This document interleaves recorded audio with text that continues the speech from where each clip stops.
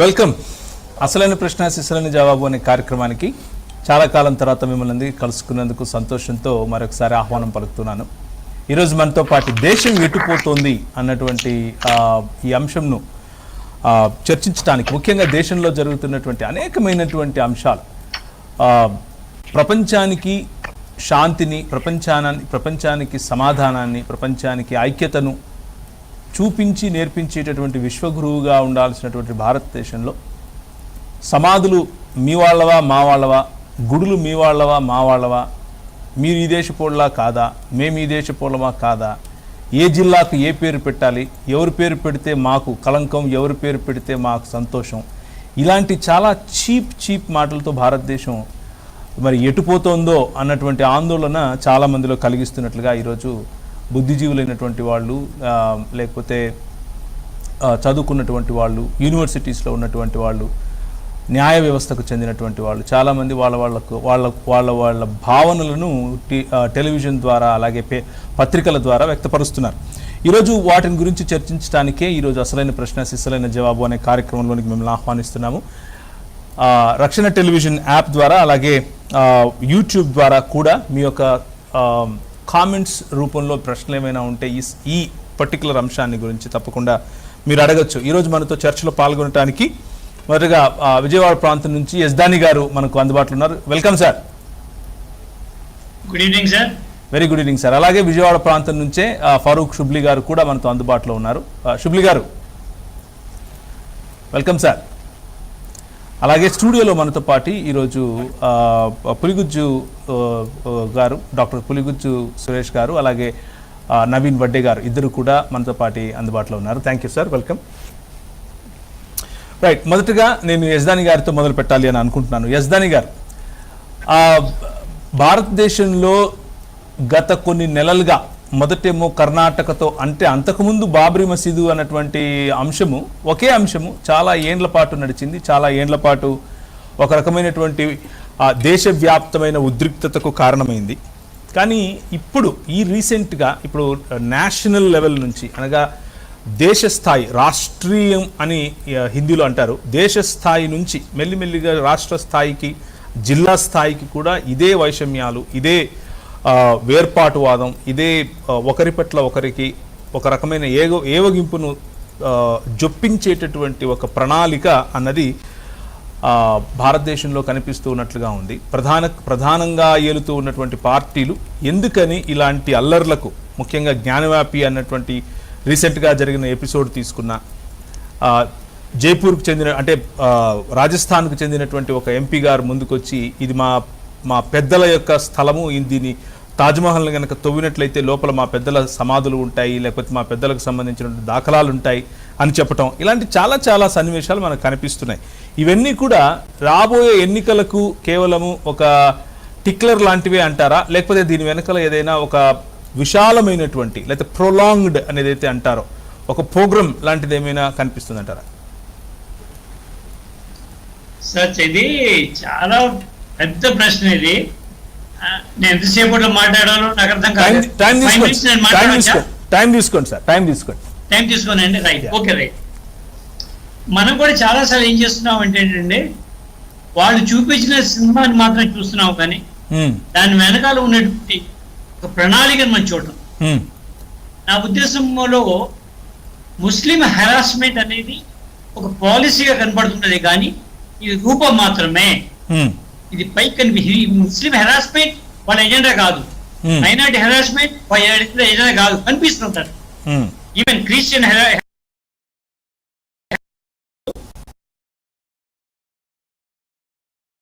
హిందూ సమాజంలో ఉన్నటువంటి కార్పొరేట్లకు మేలు చేకూర్చడం, ఆ విషయాన్ని దాయడం కోసం ఈ కాంట్రవర్సీ ఇష్యూస్ మైనారిటీల మీద తీసుకొస్తుంటారు.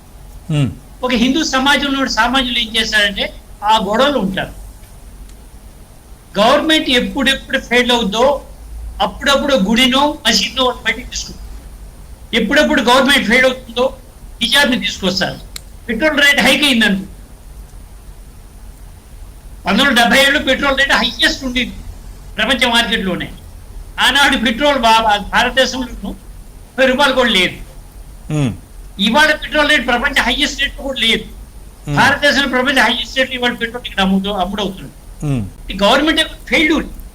జనం ఇది అడుగుతారనగా నేను శివము సోమము అన్ని మసీదులు తవ్వేద్దాము, అక్కడ సవాలు కనబడితే మేవి, అక్కడ శివాలు కనబడితే శివ అనేది మావి, ఇంకొకటి ప్రోగ్రామ్. దాని చుట్టూ ఒక చర్చ తిరుగుతూ ఉంటుంది. ఉమ్, ఇంకో చర్చలా హిజాబ్ చర్చ, ఇంకొచ్చేట బుర్ఖా చర్చ, ఇంకొచ్చేట విడాకుల చర్చ, అలాగే చర్చ, ఇంకేదో ఎన్ఆర్ఎస్సి. మరి ఈ చర్చలు ఎందుకు చేస్తున్నారు వీళ్ళు? ఎకనామికల్ గా వాళ్ళకి ఏం చాలా సార్లు ఆలోచించారు. ముస్లింలని హెరాస్ చేయడం లాభం ఏమిటని కాదే. ముస్లింని హెరాస్ చేయడంలో 2 లాభాలు మాత్రమే వస్తేవాడు. ఒకటి కల్చరల్ బెనిఫిట్, అంటే పూర్తిగా అసంతృప్తి హిందూ సమాజాన్ని ఉపయోగించాలంటే ముస్లిం హెరాస్మెంట్, అది కల్చరల్ బెనిఫిట్. పొలిటికల్ బెనిఫిట్ ఏంటంటే హిందూ సమాజాన్ని మొబిలైజ్ చేయడానికి ఈ పనులు పనికి వస్తాయి. దానివల్ల బెనిఫిట్ కాదు. ఎకనామిక్ ప్రపంచం చాలా స్పష్టంగా ఉంటుంది. ఈ భారతదేశాన్ని ఆదానీలకో అంబానీలకో వాటి యొక్క అస్మరీయులు 10 మందో 12 మందో కార్పొరేట్ అన్ని వేయాలి, భారత అప్పచెప్పాలి. ఇది నిజానికి ముస్లిం మాత్రమే కాదు, క్రిస్టియన్ మాత్రమే కాదు, హిందూ సమాజం నుండి సామాన్యులు కూడా దీన్ని వ్యతిరేకిస్తారు.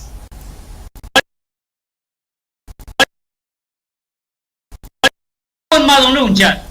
కొత్త కూడా ఏం కాదు, ఇక్కడ ఏమైనా చేశాడు. ఎస్ఎస్ అనేటువంటి ఒక గ్రూప్ ని ఆయన తయారు చేశాడు. అక్కడ బ్లాక్ షర్ట్ ఏమో ముసలి తయారు చేశాడు. ఉన్మాదం ఉండిపోయారు. ఇప్పుడు సాగదు అక్కడ, మరి ఇప్పుడు 20 ఏళ్ళు సాగింది అనుకోండి, 25 ఏళ్ళు. ఆ తర్వాత వాళ్ళే హిట్లర్ చెప్పారు, వాళ్ళే ముసలిం చెప్పారు. ముస్లిం చంపింది ఎవరు? యూదులా కాదు, జర్మన్లే చంపారు. హిట్లర్ కూడా అంతే, హిట్లర్ పరిస్థితి కూడా అంతే. భయపడిపోయి ఇవాళ మన శ్రీలంక కూడా చూస్తున్నాం. ఇవాళ శ్రీలంక పరిస్థితి మనం నేర్చుకోవాల్సింది ఏమిటి? Government totally failure. మొత్తం బౌద్ధ నాటకం ఆడేవారు.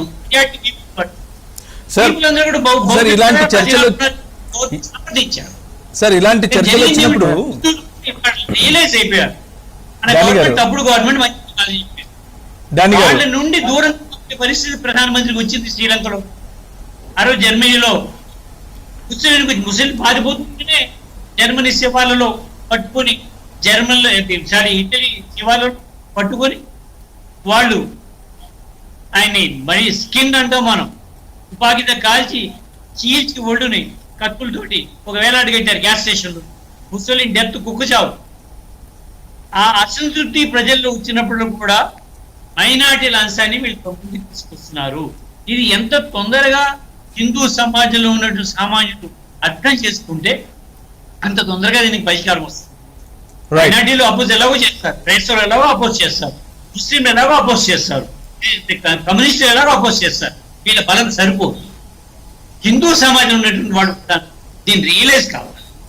ధరలు పెరిగిపోతున్నాయి, దాన్ని అడగాలి కదా ప్రభుత్వాన్ని. ఇంతకుముందు అడిగేవారు జనం రోడ్డు మీదకి వచ్చి ధర పెరిగిపోతే, నూనె ధర పెరిగిందని, పొర ధర పెరిగిందని, బియ్యం ధర పెరిగింది. ఇప్పుడు కాదు, అసలు ఏమీ అందుబాటులో లేవు. నిన్న మొన్న రిజర్వ్ బ్యాంక్ ధరలు మళ్ళా పెరిగిపోతున్నాయి చెప్పి ఈ పెరుగుదలని జనంలో వచ్చే అసంతృప్తిని ఆపాలని ఏం చేయాలి ప్రభుత్వం? ఒక కొత్త ఎజెండాని వాళ్ళే ఇస్తున్నారు. చొక్కా అంటారు, హిజాబ్ అంటారు, బుర్కా అంటారు, 2 తలాకులు అంటారు. సాక్షాత్తు ఇవాళ ప్రధానమంత్రి స్థానం ఉన్నట్టున్నానా హమ్ 5 హమారే 50 శ్లోకం ఇచ్చారు. వినేవాళ్ళకి ఇలా బాగుంటుంది. అంత గుజరాత్ అల్లలని ఆపేయడం కోసం ఇవాళ ప్రధానమంత్రిగా ఉన్నట్టు ఆయనే హమ్ 5 హమారే 50 అని. భారతదేశ జనాభాలో వీళ్ళు పెరిగిపోతున్నట్టే. లెక్కలు ఏమైనా ఉన్నాయి ఎక్కడైనా? 2021 లెక్కలు జనాభా లెక్కలు చెప్పినాయి ఎక్కడైనా? 2011 జనాభా లెక్కలు చెప్పినాయా? ముస్లిం జనాభా కానీ క్రైస్తవ జనాభా కానీ భారతదేశంలో ఆ దామాష నిష్పత్తి పిచ్చి పెరిగిపోతున్నది అని చెప్పి. సాధారణ జనాభా పెరుగుదల ఉంటుంది ప్రతి 10 ఏళ్ళకి ఒకసారి. అబ్నార్మల్ గా పెరిగిపోతున్నారు క్రైస్తవులు కానీ ముస్లింస్ కానీ అని. కానీ ఏ జనాభా లెక్కలు మొన్న 2021 గందరగోళం చేసి పడేశారు. అది ఆగి ఉండదు. కరోనా డానీ గారు నేను మళ్ళీ మీ దగ్గరికి వస్తాను. మీరు ఇంతవరకు మాట్లాడుతూ శ్రీలంకను ఒక ఉదాహరణగా తీసుకున్నారు. ఓకే, నేను మన పులిగుజ్జు సురేష్ గారితో ఒక మాట మాట్లాడి మీ దగ్గరికి వస్తాను. Okay please. యా సురేష్ గారు, ఇప్పుడు ఎక్కడ చర్చ జరిగినా కానీ శ్రీలంక అనేది ముందుకు వస్తుంది. శ్రీలంకలో జరిగినట్లే మన దేశంలో కూడా ఇలాగే మైనారిటీస్ను తొక్కేయటం, లేకపోతే మెజారిటేరియన్ గవర్నమెంట్, మెజారిటేరియన్ ఆధిపత్యంలో తీసుకునే నిర్ణయాలు అప్పటికప్పుడు అలా జరిగిపోవాలి అన్నట్లుగా తీసుకునే నిర్ణయాల కారణం చేత దేశం ఇది అయిపోతుంది అని చాలామంది ఎకానమిస్టులు కూడా మాట్లాడారు, శ్రీలంక గురించి కూడా మాట్లాడారు. కానీ శ్రీలంకలో ఉన్నటువంటి సిచ్యువేషన్, భారతదేశంలో ఇప్పుడు జరుగుతూ ఉన్నటువంటి సిచ్యువేషన్ ఒకటే అంటారా? మనం అటువంటి స్థితికి అంతగా ఎకనామికల్గా అలాగే కల్చరల్గా దిగజారిపోయే, లేకపోతే ఒక్కసారిగా అలా పగిలిపోయే, విరిగిపోయేటటువంటి సమాజం అంటారా మంది? అంటే మనకు ఒకసారి చేగువేరా క్యూబాలో జరిగిన పోరాటాన్ని మనం గమనిస్తే శ్రీలంక కంటే దారిద్ర్యంగా ఉన్నది క్యూబా. వాళ్ళు ఏం చేశారు? సాంస్కృతిక పరమైన విప్లవాన్ని, పారిశ్రామిక పరమైన విప్లవాన్ని క్యూబాలో తీసుకొచ్చారు. ఈరోజు వాళ్ళ దగ్గర సర్ప్లస్ మనీ ఉంది. ప్రపంచంలో సాంస్కృతిక పరమైన మార్పు వచ్చినప్పుడు అది ఎటువంటి మార్పు అనే దాని మీద ఆధారపడి దాని ఎకానమీ ఉంటుంది. నేను డానీ గారు చెప్పిన దాంట్లో కేవలం ఎకానమీ కోసము, హిందువుల్లో ఉన్న కొన్ని గద్దల కోసం మాత్రమే ఇది చేస్తున్నారు అని అంటే అది నేను ఒప్పుకోలేను. ఎందుకనంటే నిన్నటిదాకా జరిగిన పరిస్థితులు వేరు. బీజేపీ ఒక్కసారి అధికారంలోకి వచ్చిన తర్వాత అది తీసుకొస్తున్న విధానాలు వేరు. మీరు గమనించండి, ఆవును తీసుకొచ్చారు, ఒక సెంటిమెంట్ పెట్టి ఈ ఆవు మనకు పూజనీయము అని చెప్పారు. దీనివల్ల ఏమైంది? ఆడవాళ్ళు భిక్షగాళ్ళు అయ్యారు, చైల్డ్ లేబర్ పెరిగిపోయింది, గ్రామాలలో కొట్లాటలు పెరిగినాయి, ట్రాఫిక్ పెరిగింది, యాక్సిడెంట్లు ఎక్కువ అవుతున్నాయి. తర్వాత ఈ ఆవుతోటి అనేక సమస్యలు వస్తున్నాయి సాంస్కృతికంగా. ఇప్పుడు ఈ శవం వాళ్ళకు కనీసం బుద్ధి జ్ఞానం ఉండాలి. శవం అనేది మనిషికి చాలా బాధను తీసుకొచ్చి పెడుతుంది.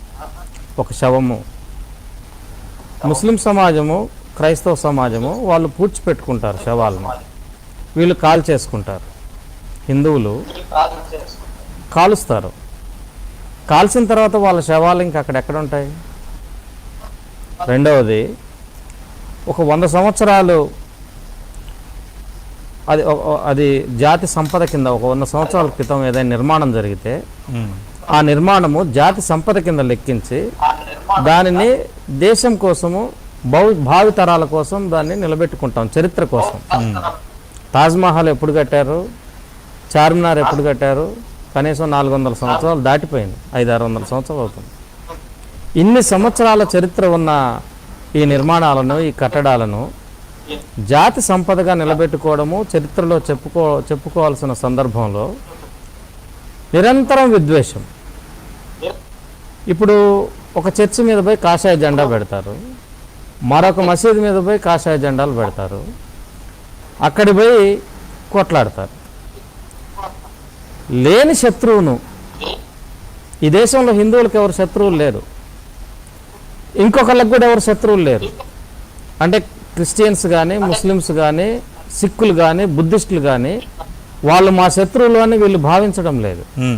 వీళ్ళ సాంస్కృతిక నేపథ్యం కనుక గమనిస్తే ఎక్కడ కూడా అట్లాంటి వాతావరణం వీళ్ళ దగ్గర లేదు. కానీ ఎక్కడుంది?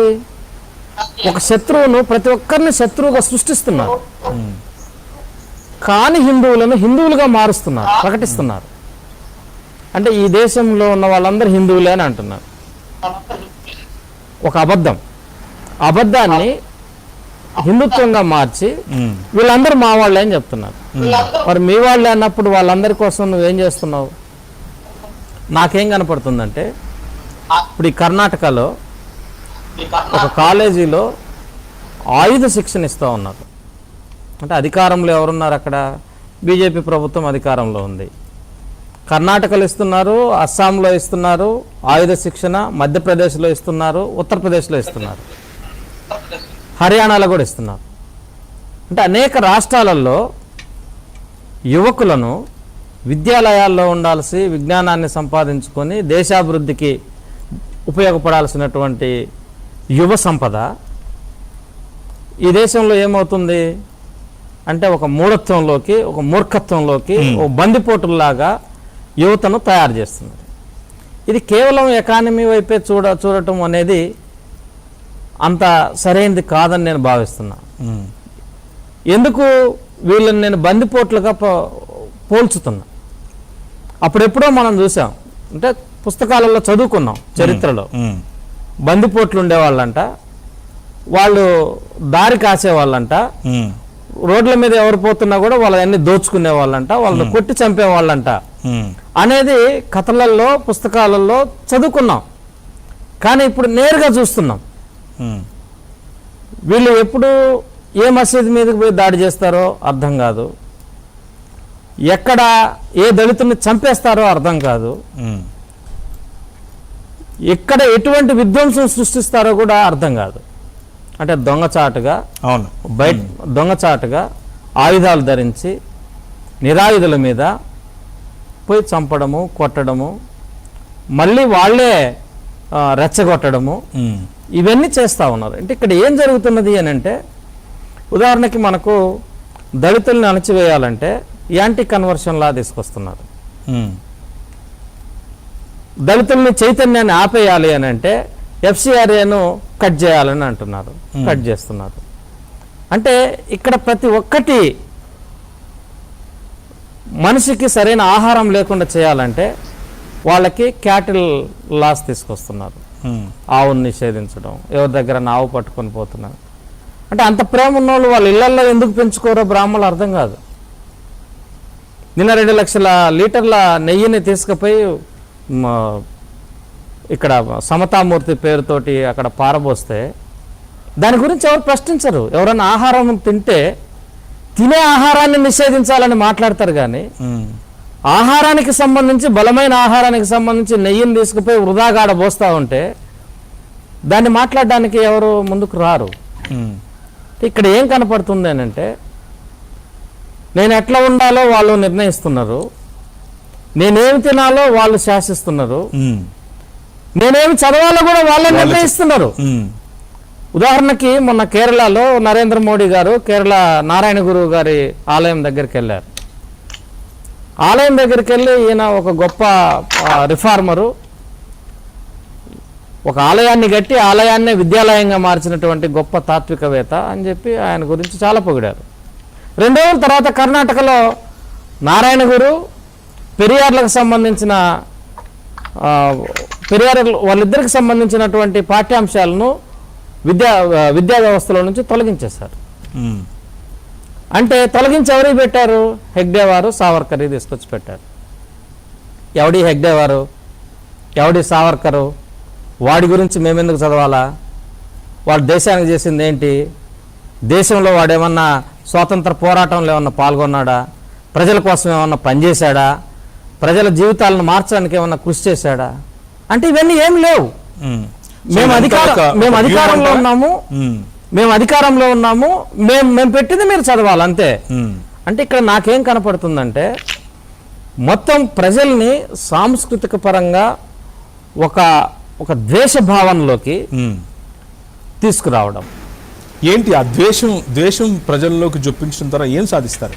అంటే వారు మేము అనే సిద్ధాంతం. అంటే వాళ్ళు వేరు, మేము వేరు. అంటే భారతదేశం ఏం చెప్తుంది? భిన్న కులాలు, భిన్న మతాలు, భిన్న సంస్కృతులకు సంబంధించిన దేశం ఇది. అందరూ ఐక్యంగా కలిసి ఉండటం. ఇప్పుడు దాకా ఏమి గొడవలు ఏమి లేవు. ఎక్కడన్నా మొన్న మాట్లాడినట్టుగా ఇవన్నీ కూడా ప్రేరేపితమైనటువంటి ఉగ్రవాదం.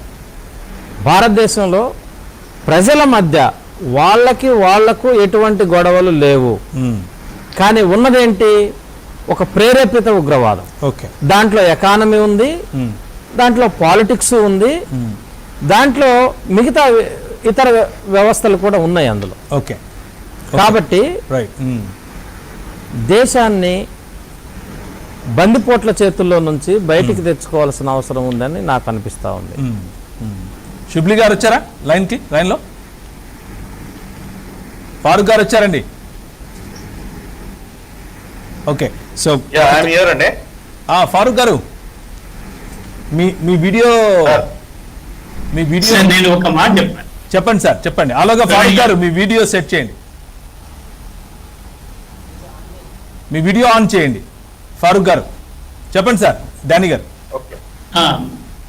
వారు ఎందుకు చెప్పిన దాన్ని కొంచెము సరిగ్గా అర్థం చేసుకోలేదు మిత్రులు అనుకున్నాను. నేను ఎకనామిక్ బెనిఫిట్ కోసం మాత్రమే అనలేదు.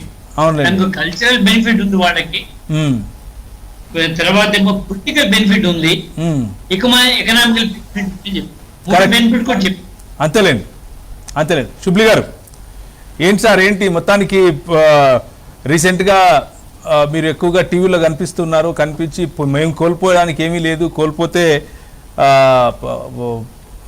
కోల్పోతే ఎవరైతే ఇది ప్రేరేపిస్తున్నారో వారే కోల్పోతారు అని కొంచెం దాన్ని ఏమంటారు, మీరు మాట్లాడినప్పుడు అవతల ఉన్నటువంటి ప్రత్యర్థులు ఏంటి ధమ్కీలు ఇస్తున్నారా అని కూడా అడిగినట్లుగా సోషల్ మీడియాలో కనిపిస్తోంది. ఏంటి ధమ్కీలు ఇస్తున్నారా ఫారూక్ గారు?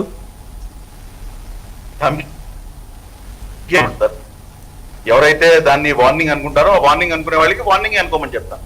ఎందుకంటే కుక్క కాటుకు చెప్పు దెబ్బ అంటారు. ఎవరికి ఏ రకంగా అర్థం అవ్వాలో వాళ్ళకి ఆ రకంగా అర్థమైంది. అంటే మీరు నేనైతే పర్టికులర్ మీరు ఒప్పుకుంటున్నారా మీరు ధమ్కీలు ఇస్తున్నారని? దీంట్లో వాస్తవానికి అక్కడ నేను ఏం చెప్పాను అనేది జనాలకు అర్థమైంది. కొంచెం ఆయన మాకు కూడా చెప్పండి.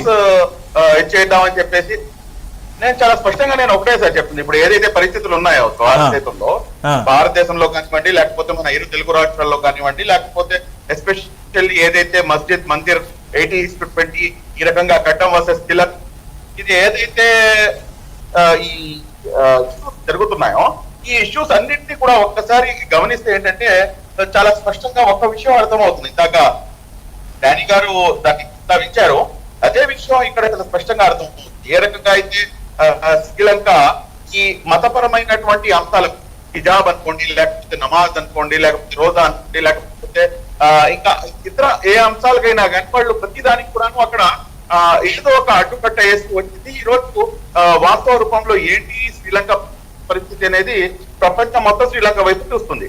ఇవాళ మేము ఎందుకు శ్రీలంకతో పోలుస్తున్నామంటే ఇదే విధంగా ఈ రోజు అక్కడ డెవలప్మెంట్ ని సైడ్ ట్రాక్ అంటే అక్కడ వాస్తవంగా ఇన్ఫెక్షన్ గురించి కానీ లేకపోతే జరుగుతున్నటువంటి పరిణామాల గురించి కానీ ప్రజల యొక్క మైండ్ డైవర్ట్ చేయడానికి ఏం చేస్తున్నారంటే ఏదైతే మతపరమైనటువంటి రాజకీయాలు ఉన్నాయో వాటిని లైమ్ లైట్ తీసుకొస్తారు.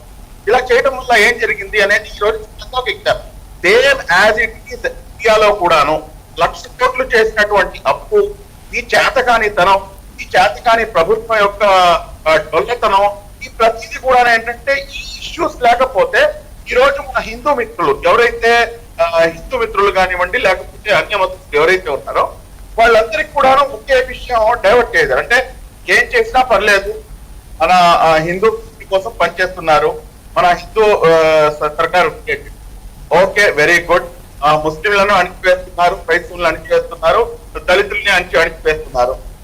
దీని వల్ల పరిణామం ఏదైతే ఉందో ఈ పరిణామం కేవలం దీని యొక్క దుష్ప్రభావాలు ఏదైతే ఉన్నాయో ఆ దుష్ప్రభావాలు ఎవరి మీద పడతాయి?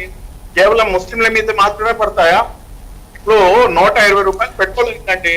120 రూపాయలు పెట్రోల్ కేవలం ముస్లింలకి అయిందా, లేకపోతే మొత్తం యావత్ భారతదేశంలో 130 కోట్ల మందికి అయిందా?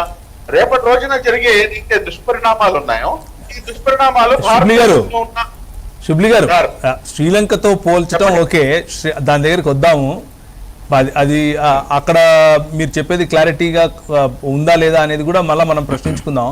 కాకపోతే నేను ధమ్కీల గురించి మాట్లాడుతున్నాను. అదే సార్ ధమ్కీ అంటే నేను అదే అంటే కోల్పోవటానికి మా దగ్గర ఏమీ లేదు, కోల్పోతే అంతా మీరే కోల్పోవాలంటారు కదా, ఏంటి ఏం చేస్తారు? Point only sir. ఎందుకంటే ఇప్పుడు మా దగ్గర నిజంగా వాస్తవంగా అక్కడ ఏంటంటే నా దగ్గర కోల్పోవడానికి ఏం చెప్పండి, నా దగ్గర కోల్పోవడానికి ప్రభుత్వ ఉద్యోగం లేదు, నా దగ్గర కోల్పోవడానికి గోల్డ్ లేదు, నా దగ్గర కోల్పోవడానికి బంగ్లాలు లేవు, నా దగ్గర ఆస్తులు లేవు. ప్రతిదీ కూడాను ఈ రోజు ఎవరు తప్పుతుంది ఏంటి అనేది అందరికీ తెలుసు. ఈ రోజు మీరు ఈ రకంగా చేయడం వల్ల ఈ యొక్క ప్రమాదం ఎవరికి కొంచెం ఉంది అన్న సంగతిని తెలియజేశాను. కాబట్టి ఇప్పుడు ఏంటి అంటే ముస్లిం సమాజంలో ఆస్తులు లేవంటున్నారా? సమాజంలో కంపారిటివ్లీ Okay. ఈరోజు ఎస్టీ బీసీ మైనారిటీ దారుణమైనటువంటి పరిస్థితిలో ఈరోజు మా ముస్లిం సోదరులు ఉన్నారు. ఎస్సీ ఎస్టీల కన్నా కూడా దళిత సోదరుల కన్నా కూడాను దారుణమైనటువంటి ముస్లిం సమాజంలో చాలా మంది కొట్టిస్తున్నారు. కానీ compare to the percentage that is very nominal. అది ఆల్మోస్ట్ అంటే ఒక మాట అంటారు కదా, నాకే బరాబర్ అంటే అసలు ఆల్మోస్ట్ నో అన్నమాట. అంటే కాదు సార్, ఉద్యోగం అన్నారు, అలాగే రాజకీయ భవిష్యత్తు అని అన్నారు. భారతదేశంలో రాజకీయ భవిష్యత్తులో చూసుకుంటే జనరల్లు ఉన్నారు, కార్డినల్లు ఉన్నారు, తర్వాత రాష్ట్రపతులైన వాళ్ళు ఉన్నారు, ఉపరాష్ట్రపతులైన వాళ్ళు ఉన్నారు, మన తెలుగు రాష్ట్రాల్లో గవర్నర్ స్థాయికి ఉన్నోళ్ళు ఉన్నారు, దళితుల్లో క్రైస్తవుల్లో అంటే మీరు ఇచ్చినటువంటి ఇంతవరకు మీరు ఇచ్చినటువంటి దాంట్లో సరే పర్వాలేదు, మాట వరుసకు తీసుకుందాం అనుకుందాం, కానీ ముఖ్యమంత్రులు లేరు. ముఖ్యమంత్రులు జమ్మూ కాశ్మీర్ తప్ప. అయితే కానీ సక్రియమైన సమాజంగానే మనకు ఇస్లామీ సమాజం అంటే ముస్లిం సమాజం గత 70 సంవత్సరాలు కూడా సక్రియంగానే ఉంది అన్నది భారతదేశంలో కనిపిస్తుంది. అంటే ఎకనామికల్ గా కొంచెం బ్యాక్వర్డ్ గా ఉన్నట్లుగా కమిటీ నివేదిక ఏం చెప్తుంది, రంగనాథ్ మిశ్రాలు కల్పించిన నివేదిక ఏం చెప్తుంది అనేది ఈ రోజు నివేదికలు మన ముందు ఉన్నాయండి. సో కోల్పోవడానికి ఏమీ లేదు అని ఎలా అంటారు అనేది నా ప్రశ్న. యాక్చువల్ గా అంటే నా ప్రశ్న ఏంటంటే ఇక్కడ నేను ఎందుకు అవి తీసుకొచ్చానంటే, కోల్పోవటానికి ఏమీ లేదు అని ఎలా చెప్పగలుగుతాం? ఇప్పుడు ఆల్రెడీ కోల్పోయేలాగే ఒక కార్నర్ లైక్ తీసుకెళ్లిపోయారు కదా, అసలు మీ ఓటు నాకు అక్కర్లేదు అంటున్నారు కదా. అవును సార్, ఇప్పుడు కేవలం నేను ఒక్కడినే, నాకు ఇంకా కోల్పోవడానికి ఇంకేం మిగలలేదు. ఇంకా దీని తర్వాత కోల్పోయేది ఎవరు? సో ఖచ్చితంగా మెజారిటీ పీపుల్, ఖచ్చితంగా మన హిందూ మిత్రులు దీనికి కోల్పోవాల్సినటువంటి అవసరం ఉంటుంది. నా దగ్గర ఇంకేం లేదు కోల్పోవడానికి, నా దగ్గర సమాజం దగ్గర. ఓకే, అంటే మీ మాటల యొక్క సందర్భం మేము ఆల్రెడీ కోల్పోయాం అనా? అంతే కదండి, ఇంకేముంది, ఇంకా కోల్పోయాం కదా. మాక్సిమం ప్రతి విషయంలో కూడాను కార్నర్ చేస్తున్నారు. అసలు కట్టం టోపీ హిజాబ్ అని కనిపిస్తే చాలు మీకు దాన్ని ఒక పోలరైజ్ చేసి ఇష్యూని తీసుకెళ్లిపోతున్నారు. ప్రతి అంశాన్ని కూడాను పోలరైజ్ ఎందుకండి? ఈ రోజు my name is Khan, I'm not a terrorist అని చెప్పేసి సినిమా తీసుకొచ్చాడు షారూక్ ఖాన్. అవును, అదే సేమ్ అదే పరిస్థితి అయిపోయింది అతను. ఇప్పుడు వాళ్ళ కొడుకు ఏం చేశాడని చెప్పి మన కళ్ళ ముందు అతను ఎంత క్షోభకు గురై ఉంటాడు ఆర్యన్ ఖాను. ఈ రోజేమో ఎన్ఐఏ ఫోటోస్ దానికి సంబంధం ఎన్ఐఏ కాదు, డ్రగ్స్ రిలేటెడ్ అయినటువంటి దాంట్లో అసలు అతని పాత్ర లేదు అని చెప్పి అతన్ని క్లీన్ చిట్ ఇవ్వడం జరిగింది. అంటే వేర్ వీఆర్ గోయింగ్ అంటే అన్ని అంశాల్లో కూడా ముస్లిం అన్న పదం ఇస్తే చాలు మీకు. సో ఇది దేశానికి మంచిదేనా? అదే నా ప్రశ్న కూడా అదే. మీరు డానీ గారు కలిసి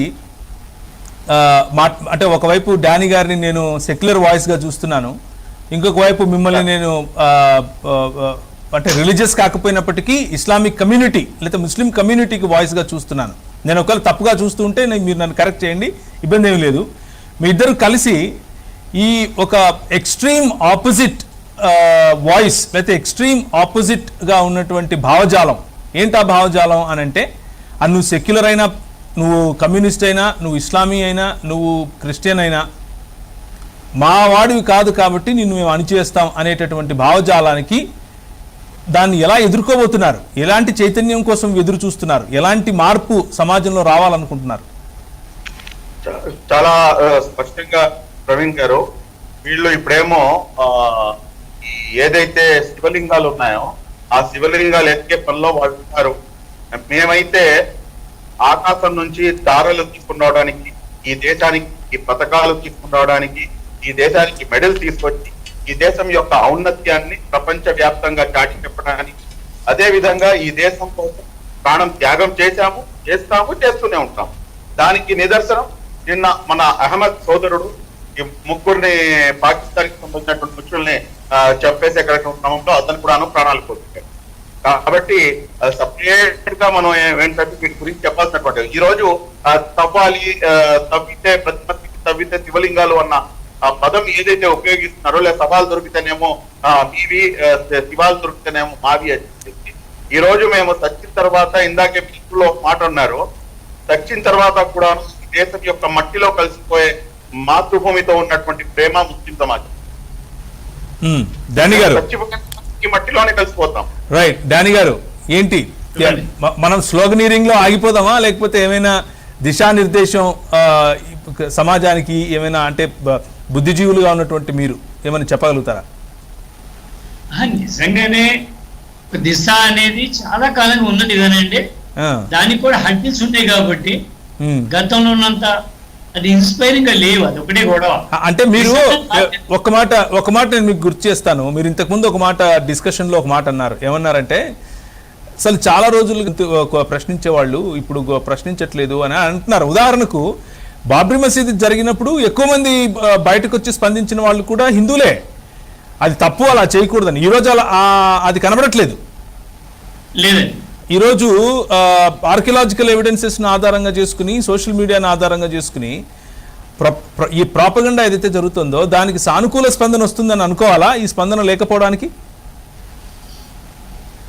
కాదండి, మేజర్ గాను నేను అనుకోవడం, బలంగా జాతీయ స్థాయిలో నిలబడే శక్తి లేకపోవడమే కారణం. జనంలో నిరసన ఉన్నప్పుడు రోడ్డు మీద రావడానికి ఇన్స్పైరింగ్ ఫిగర్స్ కావాలి, వాళ్ళు లేరు. అది ఒక లోపం. జాతీయ స్థాయి అంటే వాళ్ళు జాతీయ స్థాయిలో నిర్మాణం కలిగిన వాళ్ళు ఉన్నారు.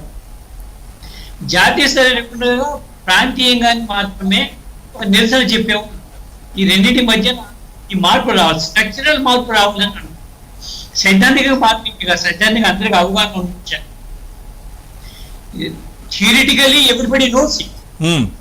మొబిలైజేషన్ ఆర్గనైజ్ కావడంతో మన ఫెయిల్ అవుతుంది. దానికి కారణం ఏంటంటే జాతీయ నాయకుడు. రెండవది, జాతీయ నాయకుడిని ఎలా తీసుకురావాలి పైకి అవగాహన కూడా భారతదేశంలో ఇవ్వడానికి బలహీన వర్గాలు. జాతీయ ఉద్యమ కాలంలో జాతీయ అలాంటి ఆలోచన ఇక్కడ లేక కాదు, కానీ నేషనల్ లీడర్ కావాలనే విషయం ఆ రోజు జనం తెలుసు. ఒక నేషనల్ లీడర్ కావాలంటే జ్ఞానం ఇలాగ ఉంది. పైగా నేను ప్రతి ముస్లిం కమ్యూనిటీకి రిప్రజెంట్ చేస్తున్నాను కాబట్టి నాకు ఒక అడ్వాంటేజ్, నా సమూహాన్ని విమర్శించడం, మెచ్చుకోవడం సరే సరే అంటే విమర్శించడం కూడా ప్రత్యేకించి ముస్లిం సమాజం, ఇతర సమాజం అంటే వాడు సెంటిమెంట్. వాళ్ళు ఈ జిల్లా స్థాయి, గ్రామ స్థాయి, రాష్ట్ర స్థాయి, జాతీయ స్థాయి హైరార్కికల్ లీడర్షిప్ మనం పెంచుకోలేని అవకాశం పడుతుంది. నిజం చెప్పాలంటే జిన్నా జాతీయ నాయకుడు అయినప్పుడు ఆ రోజు లేదా ముజఫర్ అహ్మద్ కమ్యూనిస్ట్ మీద కూడా చెప్తున్నారు. జిన్నా ఎందుకు చెప్పాలి? ముజఫర్ అహ్మద్ వస్తే కమ్యూనిస్ట్ పార్టీ నాయకుడు ఇచ్చినట్టు ఆయన జాతీయ స్థాయిలో. అలాంటి అవగాహన అయితే కమ్యూనిటీలో లేదు. ఎవరికి వాళ్ళు తమ వీధికో తమ పేటకో, జిన్నా ఏమో వైస్తాయితోటి సాయంత్రం అయితే మందు కొట్టేవాడు. లోకల్ కౌన్సిలర్ పిలిపించి కింగ్ ఇస్తే ఆనందపడే వాళ్ళు తయారైపోయారు. ఇది ఈ జనరేషన్ లోని ఈ లోపం వచ్చిందేమో నాకు తెలియదు. రియల్ ఇది మారాలి. ఇది మారితే థియరిటికల్ పార్ట్ అంటారా, గతంలో కన్నా బోల్డ్ డెవలప్ అయింది, కానీ ఆచరించే వాళ్ళు లేరు. ఎక్కువ మంది వాట్సాప్ వారియర్స్ మారి ఒక కామెంట్ చేయండి, ఒక ఇన్సిడెంట్ జరగగానే లేదా ఫోన్ మీద ఖడ్గం వాళ్ళు ఎక్కువైంది. సో అది ఓకే, అది ఓకే, మరి ఏం చేద్దాం? ప్రయత్నం చేస్తే వీళ్ళందరూ కలపడానికి. నిజానికి బాధ్యతలు ఎక్కువ కదండి. సంకరించా మొత్తం చెప్పినప్పుడు కల్చరల్ గా కానీ, పొలిటికల్ గా కానీ, ఎకనామికల్ కానీ వాళ్ళ పాలసీ బాధ్యతలు ఎక్కువ. వాళ్ళందరూ ఏకం అవ్వాలి. ఏకం కాకపోతే వాళ్ళ ప్లాన్లు పడుతున్నాయి. రూలింగ్ క్రీడాదారులకి వీళ్ళందరూ ఏకం కాకుండా ఏం చేయాలంటే వాళ్ళు చాలా తెలివిగానే ఉన్నారు. మనం ఏకం కావాలని జ్ఞానం ఉంటే ఏంటంటే ఎందుకంటే చిన్న చిన్న విషయాలకి ఆరే భారత మధ్య గొడవ వస్తే ఏదో కూర్చొని అమ్మాయి నేను క్యూలో నిలబడిపోయి నేను ఆ కథ వచ్చిన సమయం 40 ఏళ్ళ క్రితం అయితే మినీ ఏ చిన్న విషయం సరే యజమాని తెచ్చాడని వర్కర్ చేసి క్యూలో నిలబడేవాడు. పూరి యజమాని కేవలం కమ్యూనిస్ట్ పార్టీ ఎజెండా ఉంటుంది, కమ్యూనిస్ట్ పార్టీలో పనిచేశారు. ఉమ్, కమ్యూనిస్ట్ పార్టీ ఎజెండా కాదు. పొగుడు పార్టీల మధ్య గొడవ, వీధిలో గొడవ వచ్చింది, పెన్షన్ గొడవ వచ్చింది, ఏ గొడవ వచ్చింది, స్కూల్ టీచర్ కొట్టాడు అని కూడా వచ్చేసేవాడు. ఆ నమ్మకం కల్పించి లీడర్షిప్ లేదు, లేదా ఒక లీడర్ రావాలంటే అవగాహన రెండు ఒకసారి రావు. కమ్యూనికేషన్ పెరిగిపోయి కొలితే ఒక డిజిటల్ డిబేట్ జరిగిందేమో, ఒక డివైడ్, డిజిటల్ డివైడ్. సమాజం ఎక్కువ ఏది తెలియడం. ఇంతకుముందు తక్కువ పేపర్లు, ఆకాశవాణి, గవర్నమెంట్ పేపర్, రేడియో మాత్రం చాలా విషయం మనకు తెలిసి. ఇప్పుడు పూటకి అరగంటకి బాగుండకి గుండెలు ఉన్నప్పుడు ఏం జరుగుతుంది లేదు ఉమ్. అని అన్న ఓవర్ జంపింగ్. అంటే రెండవది సమాచారం ఎక్కువైంది కానీ అవగాహన తక్కువైంది అంటారా? భారతదేశం బస్సులు కాల్చటాలు వగేరాలు ఏం కనపడట్లేదు. అంటే ఆ సామాజిక వర్గానికి ఉన్నటువంటి బలమో మరి లేకపోతే మిగిలిన సామాజిక వర్గాలన్నీ కూడా ఇచ్చిన బలమో తెలీదు. అలాగే కృష్ణా జిల్లాకు ఎన్టీఆర్ కే కృష్ణా జిల్లా అని పెట్టాం. మరి ఎన్టీఆర్ కృష్ణా జిల్లానేనా ఇప్పుడు పెట్టారా కేవలం? అలాగే కొన్ని యూనివర్సిటీస్కు వేమన పేరు, తర్వాత నన్నయ్య పేరు, ఇలాంటి పేర్లు పెడుతూ ఉంటారు. పర్వాలేదు. అయితే ఇప్పుడు సడన్గా అంబేద్కర్ గారు పేరు పెట్టే వరకు కొందరు పక్క రాష్ట్రం కూడా అంటున్నారు, కొందరు మాకు అది అవమానం అంటున్నారు, కొందరు మా కులానికి చెందినోడు కాదంటున్నారు. మరి సమస్య ఎంతో తెలియదు కానీ అంబేద్కర్ గారిని టార్గెట్ చేశారా మన ఆంధ్ర రాష్ట్రంలో? అంటే ముఖ్యంగా ఆంధ్రప్రదేశ్లో, తెలుగు రాష్ట్రాలు రెండిట్లో కనపడట్లేదు కానీ కనీసం ఆంధ్రప్రదేశ్లో అయితే కనిపిస్తుంది. కావాలనే జరుగుతున్నటువంటి కుట్ర అంటారా, లేకపోతే ఎందుకు అంబేద్కర్ గారంటే ఇంత ఇబ్బంది? మంచి ప్రశ్న అండి. ఇక్కడ మనము మొదట ఆలోచించాల్సింది, అంబేద్కర్ గారి పేరు పెట్టండి జిల్లాకు అని ప్రతిపాదించింది ఎవరు? రిలే నిరాహార దీక్షలు చేసింది ఎవరు? అంటే ఏ సామాజిక వర్గం నుంచి వచ్చిన వ్యక్తులు ఆ ప్రతిపాదన తీసుకొచ్చారు? ఏ సామాజిక వర్గం నుంచి వచ్చిన వ్యక్తులు రిలే నిరాహార దీక్షలు చేశారు? ఏ సామాజిక వర్గం నుంచి వచ్చిన వ్యక్తులు పబ్లిక్ మీటింగ్స్ పెట్టి కోనసీమకు అంబేద్కర్ గారి పేరు పెట్టండి అని చెప్పి ప్రతిపాదించారనేది తెలుసుకోవాలి. ముఖ్యంగా ఇక్కడ మనము కమ్మ సామాజిక వర్గం నుంచి వచ్చిన వాళ్ళేమో చంద్రబాబు నాయుడు బహిరంగ సభల్లో కోనసీమకు అంబేద్కర్ జిల్లా పేరు పెట్టండి అని చెప్పి ప్రతిపాదించారు.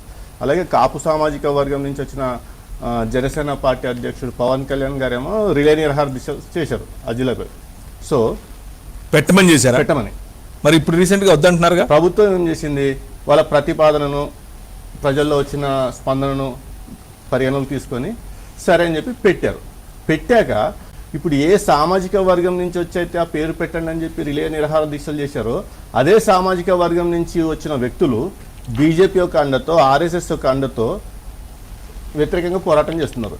ఇక్కడ ఇంకొకటి ఏంటంటే, ఇప్పుడు దీని వెనకాల బీజేపీ ఉంది, ఆర్ఎస్ఎస్ ఉంది, ఇవన్నీ మనకు ఆ వ్యక్తుల పేర్లు. ఉదాహరణకు నేను ఒక వ్యక్తి పేరు చెప్తాను.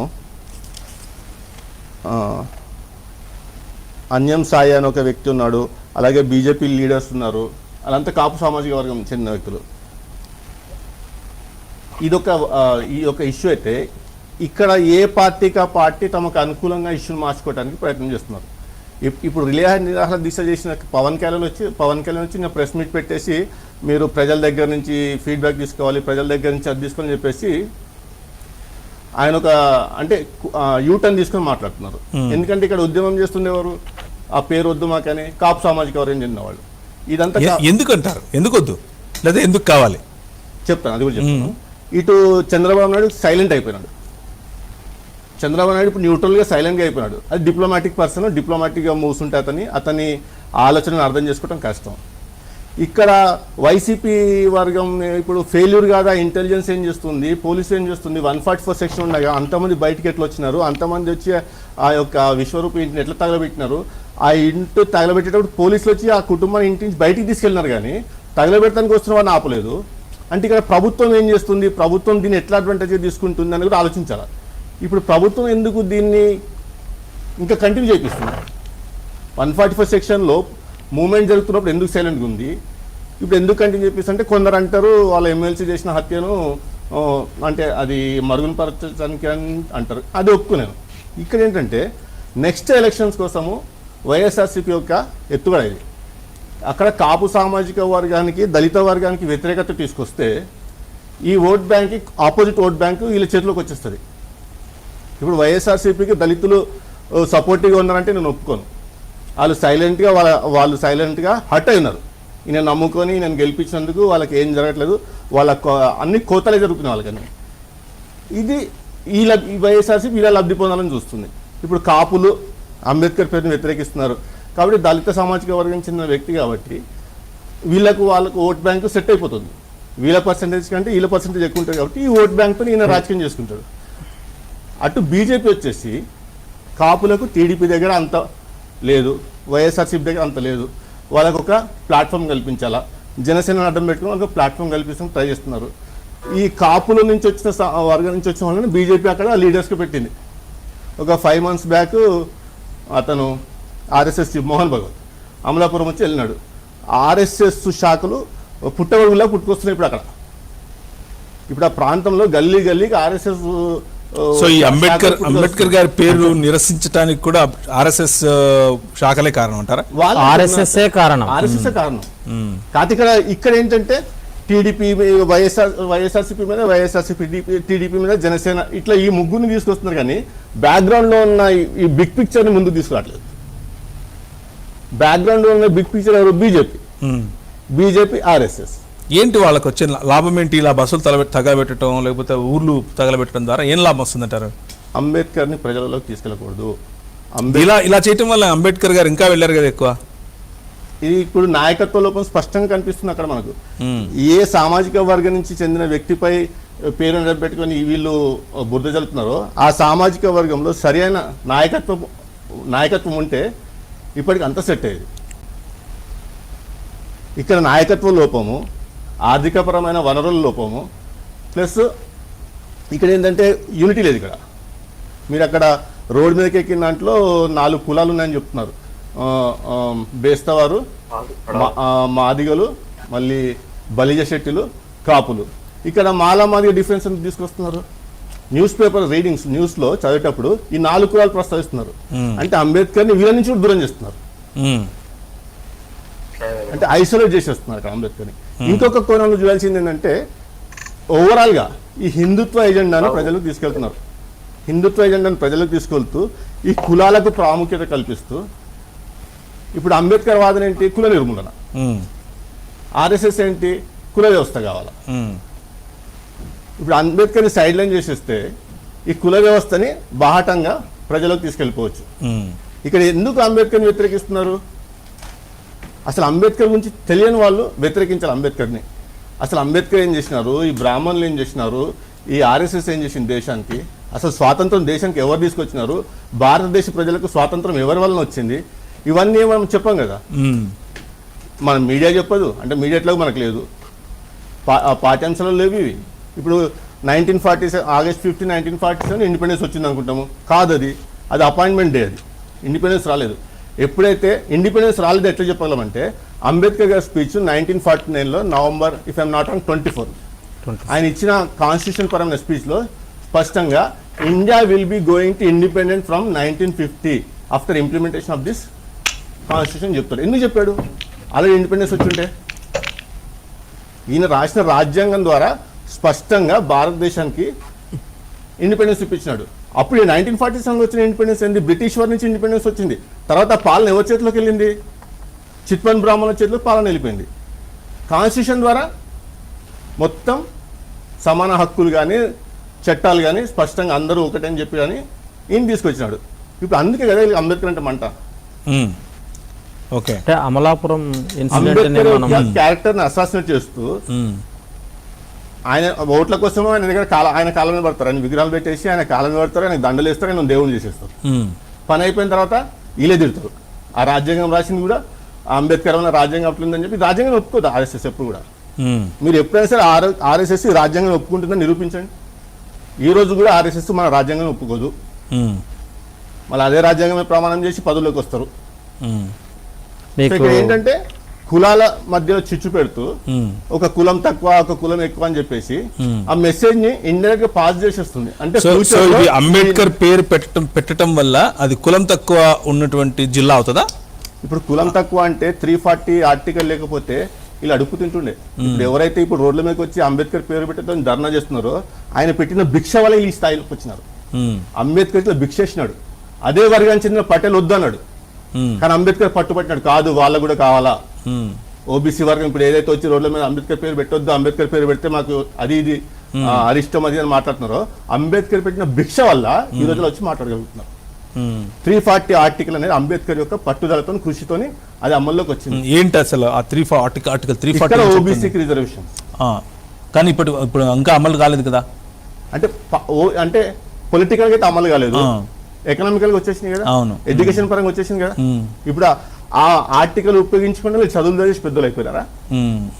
వీళ్ళు చదువులు చదివేసి ఎకనామికల్ గా వీళ్ళు సంపాదించేసుకుని ఎకనామికల్ గా బలపడ్డారా? అంటే అంబేద్కర్ ని వాడుకోకుండా వీళ్ళు బలపడ్డారా ఈరోజు?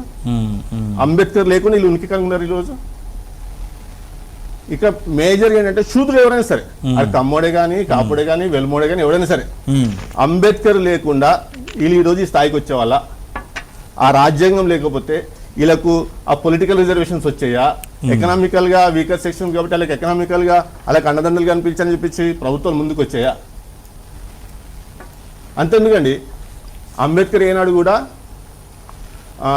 10 years వరకే అని ఈ వీకర్ సెక్షన్ పెట్టలేదు. ఆయన ఎడ్యుకేషన్కి పొలిటికల్ రిజర్వేషన్కి పెట్టినాడు, కానీ మిగతా వాటికి దేనికి పెట్టలేదు. విపి సింగ్ వచ్చి దాన్ని కంటిన్యూ చేస్తాడు. మండల్ కమిషన్ తీసుకొచ్చినారు. మండల్ కమిషన్ మీద దృష్టి మరల్చుకుని ఉండటానికి బాబ్రీ మసీద్ రథయాత్ర మొదలుపెట్టినారు. రథయాత్ర అంటే ఈరోజు నష్టపోతుంది ఎవరు? ఇందుకు అన్న మాట్లాడుతూ వాళ్ళ శత్రువులు ఎవరు లేరు, వాళ్ళ శత్రువులు ఉన్నారు, వాళ్ళే శత్రువులు, వాళ్ళే శత్రువులు, వాళ్ళకి బయటగా శత్రువు. క్రైస్తవులు ముస్లిమ్స్ ఏంటంటే అది ఒక బూచ్ అంతే. అట్లా ఆ హీట్ అట్లా ఉంటే అలా పబ్బం గడుస్తుంది. రైట్, మీరేదో అంటున్నారు. అంటే నా ఉద్దేశంలో ఇప్పుడు రంగారెడ్డి జిల్లా తెలంగాణలో ఉంది, రాజశేఖర రెడ్డి జిల్లా ఆంధ్రాలో ఉంది, పొట్టి శ్రీరాములు జిల్లా నెల్లూరులో ఉంది, ఆంధ్రాలోనే ఉంది. ఈ రకంగా చాలా జిల్లాలు ఉన్నాయి, ఎయిర్పోర్ట్లు ఉన్నాయి, పివి నరసింహారావు ఎయిర్పోర్ట్ ఉంది, ఎంజీ రోడ్డు ఉంది. ఆయన గుజరాత్ తోడు హైదరాబాద్లో ఏమన్నా ఉన్నాడా? మహాత్మా గాంధీ హైదరాబాద్లో మహాత్మా గాంధీ రోడ్డు ఉంది. అంటే అంబేద్కర్ యూనివర్సిటీ కూడా ఉంది కదా. అంటే ఉంది, యూనివర్సిటీ ఉంది. ఎప్పటి నుంచి వచ్చినాయి ఇవి అనేది దీని నేపథ్యంకు మనం చూసుకోవాలి. భారతదేశంలో ఎప్పుడు కూడా అగ్రకులాల పేర్లతోటే రోడ్లు కానీ, భవనాలు కానీ, విద్యాలయాలు కానీ, ఏవైనా పోర్ట్లు కానీ ఏవైనా వాళ్ళ పేర్లతోటే ఉంటాయి, ఇవి వాళ్ళ పేర్లతోటే ఉన్నాయి. ఎక్కడైతే ఎస్సీ కాలనీలు ఉంటాయో అక్కడ మాత్రం అంబేద్కర్ జగజీవన్ రామ్ అని అంబేద్కర్ అని, అంబేద్కర్ నగర్ ఇక్కడ ఇలాంటివి కూడా ఉంటాయి కదా. అంటే అంబేద్కర్ ఏంటి జాతీయ నాయకుడు కాదు వాళ్ళ దృష్టిలో, ఆయన దళిత నాయకుడు. ఇంకా ఆంధ్రాలోకి వస్తే మాల నాయకుడు అని కొన్ని చోట్ల, మాదిగ నాయకుడు అని కొన్ని చోట్ల పెట్టుకుంటున్న సందర్భాలు కూడా ఉన్నాయి. ఎందుకు ఇప్పుడు ఈ దరిద్రం అదే కనపడుతుంది. ఏంటంటే భారతదేశానికి రాజ్యాంగం రాశాడు, రాయడం అంటే పెన్ను పేపర్ తీసుకొని నోటుకు వచ్చింది రాయటమా? కాన్స్టిట్యూషన్ అంటే కాదు కదా, అది కాదు కదా. అనేక రాజ్యాంగాలు అర్థం చేసుకున్న తర్వాత ఈ దేశానికి ఈ పరిస్థితులకు ఏదో అవసరమో రాశాడు ఆయన. అదే ఆయన గొప్పతనం. ప్రపంచంలో ఉన్న రాజ్యాంగ నిపుణులు ఎవరైనా సరే వాళ్ళందరూ కూడా బాబాసాహెబ్ అంబేద్కర్ పేరే సూచించారు, కానీ ఇంకా వేరే వాళ్ళ పేరు ఎవరిది సూచించలేకపోయారు. మాకు కూడా చేత కాదని కూడా కొన్ని దేశాలలో చెప్పారు, మేము రాయలేము భారతదేశానికి కాన్స్టిట్యూషన్, మీరు బాబాసాహెబ్ అంబేద్కర్నే అడగండి అని.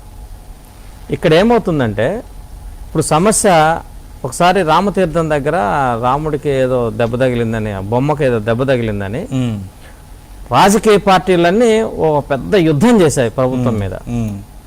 ప్రభుత్వం కూడా షేక్ అయిపోయింది, రాష్ట్రం ఏమవుతుందా అనేటువంటి భయాందోళనకు ముఖ్యమంత్రి గారు కూడా గురయ్యారు. ఇక్కడ ఒక జాతీయ నాయకుడికి, ఒక ప్రపంచ మేధావికి ఆ పేరు పెట్టుకోవడము అనేది ఆ జిల్లాకి గర్వకారణంగా చూడాలి. కానీ ఆ కులం వాళ్ళు ఇంతమంది అక్కడ ఉన్నారు కాబట్టి, వాళ్ళ సంఖ్య ఇంతమంది ఉన్నారు కాబట్టి, అంటే మహాత్మా గాంధీ కులానికి సంబంధించిన వాళ్ళు ఎంతమంది ఉన్నారు ఇక్కడ? రాజీవ్ గాంధీ కులానికి సంబంధించిన వాళ్ళు ఎయిర్పోర్ట్ పేరు పెట్టారు, ఎంతమంది ఉన్నారు ఇక్కడ? ఆ హైవే మీద ఎంతమంది నడుస్తారు, పివి నరసింహారావు గారి పేరు పెట్టారు. అంటే అగ్రకులాల వాళ్ళ పేర్లు పెడితే కులాలు గుర్తుకు రావు, వాళ్ళు జాతీయ నాయకులు పర్సంటేజ్ గుర్తుకు రాదు, కులం గుర్తుకు రాదు, ప్రాంతం కూడా గుర్తుకు రాదు. ఇక్కడ బాబాసాహెబ్ అంబేద్కర్ పేరు వచ్చేసరికి ఇక్కడ కులము, ఇక్కడ ప్రాంతము, రాష్ట్రము, రకరకాల వ్యవహారాలన్నీ ఇక్కడ గుర్తుకొస్తుంటాయి. ఏం పవన్ కళ్యాణ్ ఎన్నిసార్లు పోయి అంటే యాక్షన్ సినిమాల్లో చేసే యాక్షన్ బహిరంగంగా కూడా యాక్షన్ చేస్తాడు ఆయన. సినిమాల్లో నువ్వు పోయి యాక్షన్ చేసావు, ఇప్పుడు బయటకు వచ్చి కూడా అదే యాక్షన్ చేస్తావా? ఒక నిర్దిష్టమైన భావన, ఒక నిర్దిష్టమైన ఆలోచనలు ఉండొద్దా? బాబాసాహెబ్ అంబేద్కర్ చాలా గొప్పవాడు, మేధావి, ఆయన వల్లనే నేను కూడా ఇక్కడ ఇట్లా ఉన్నాను అని చెప్పి అనేక సందర్భాల్లో అతను మాట్లాడాడు. ఈ రోజుకి ఏమైంది? ఈరోజు ఏమైంది? అతను ఎందుకు ముందుకు రావడం లేదు? బాబాసాహెబ్ అంబేద్కర్ పేరు మాత్రమే కోనసీమ జిల్లాకు ఉండాలా, కోనసీమ బాబాసాహెబ్ అంబేద్కర్ జిల్లా అనే పేరు ఉండాలి అని అతను ఎందుకు ప్రెస్ స్టేట్మెంట్ ఇవ్వలేకపోతున్నాడు? చంద్రబాబు నాయుడు మహానాడులో అంత బిజీ ఉన్నాడు, ఒక ప్రెస్ స్టేట్మెంట్ ఎందుకు ఇవ్వలేడు? ఒక లెటర్ ఎందుకు రాయలేడు? ఇంతకుముందు యజ్దాని గారు కూడా ఈ మాట సూచిస్తూ అన్నారు. యజ్దాని గారు కూడా ఏదైనా జరిగితే సెలబ్రిటీస్ తప్పకుండా స్పందించి తీరాలి అనే పరిస్థితి ఇంతకుముందు తీసుకొచ్చేవాళ్ళు.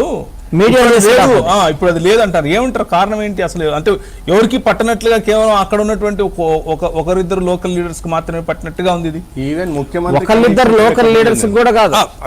అదే అంటే దాని గురించి చర్చ లేదు కాదండి. ఇప్పుడు ప్రధాన మీడియాలో ఆడ వాళ్ళ సంఖ్య ఉంది కాబట్టి పేరు పెట్టాలి, అక్కడ వీళ్ళు ఎక్కువ మంది నాయకత్వం వహించారు కాబట్టి ఆ పేరు పెట్టాలి, ఈ చెత్త చర్చ ఉంది. కానీ ఆయన జాతీయ నాయకుడు చంద్రబాబు నాయుడు ఎందుకు మాట్లాడడం లేదు? చంద్రబాబు నాయుడు ఎందుకు ముఖ్యమంత్రిని కలిసి మాట్లాడడం లేదు? ముఖ్యమంత్రి గారిని ఎందుకు డిమాండ్ చేయడం లేదు?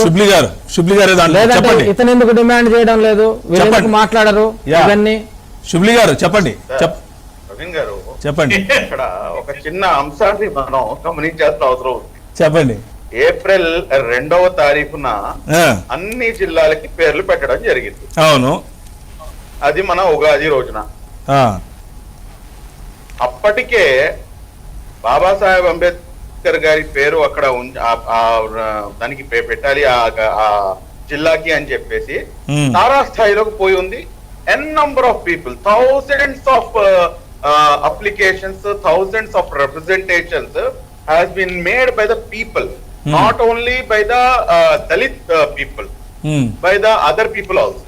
Okay. And అప్పటికే తెలుగుదేశం పార్టీ కానివ్వండి, లేకపోతే జనసేన కానివ్వండి, జనసేనది నాకు అంత పర్టికులర్ ఐడియా లేదు, బట్ టీడీపీ అయితే చాలా స్పష్టంగా చెప్పింది, మాకు ఎటువంటి అబ్జెక్షన్ లేదు, you can go head with Babasaheb Ambedkar పేరుకి అయితే మాకు ఎటువంటి అబ్జెక్షన్ లేదు అని చెప్పింది. అయిపోయింది. నా ఇక్కడ సింపుల్ క్వశ్చన్ ఇక్కడ రేజ్ అయ్యేది ఏంటంటే, ఏప్రిల్ 2వ తారీఖున అన్ని జిల్లాలకి పేరు పెట్టినప్పుడే ఈ జిల్లాకు కూడా పేరు ఎందుకు పెట్టలేదండి?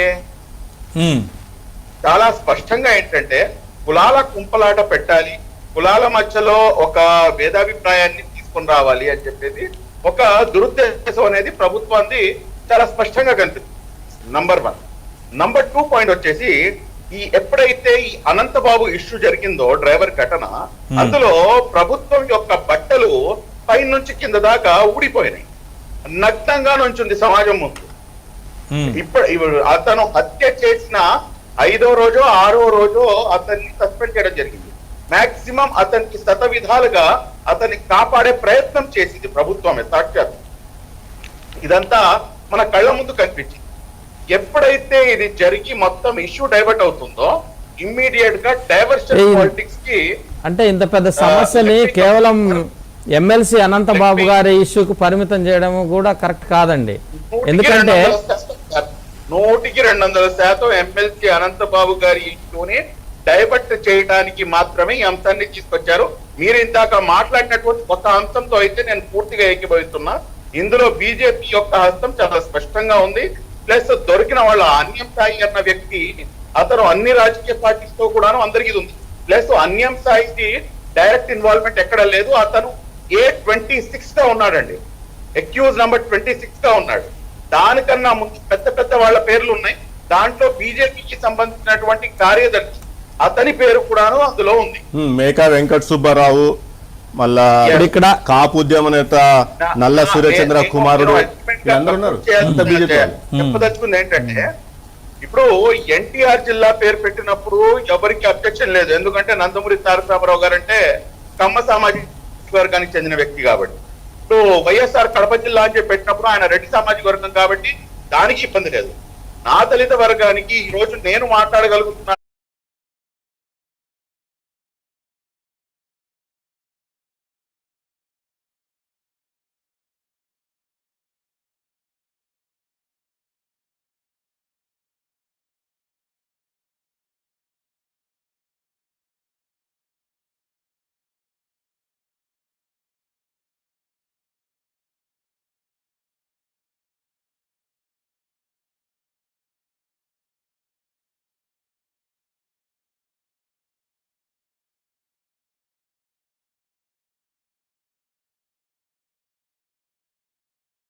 పెడితే ఈ రోజు మేం కాదు అంటున్నాం. మళ్ళీ అక్కడ కాల్చింది ఎవరండి, అక్కడ ఇంత గలాటా సృష్టించింది ఎవరండి, ఇక్కడ ఇదంతా చేసింది ఎవరండి అంటే బాబ్రీ మసీద్ ఎలాగైతే తను కూలిపోయిందో అలాగే అక్కడ బస్సు తాను తగ్గిపోయినా.